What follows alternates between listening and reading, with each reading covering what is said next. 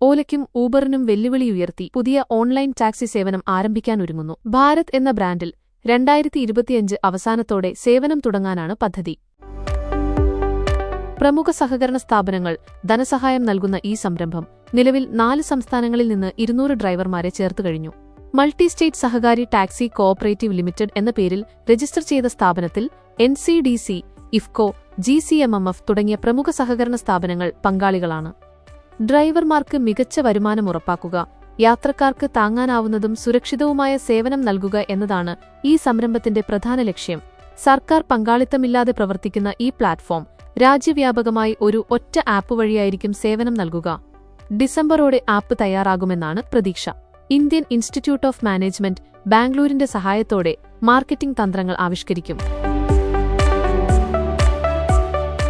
ഈ സംരംഭം ride hailing വിപണിയിലെ സ്വകാര്യ കമ്പനികളുടെ ആധിപത്യത്തെ വെല്ലുവിളിക്കുന്ന ഒരു സുപ്രധാന നീക്കമാണ്.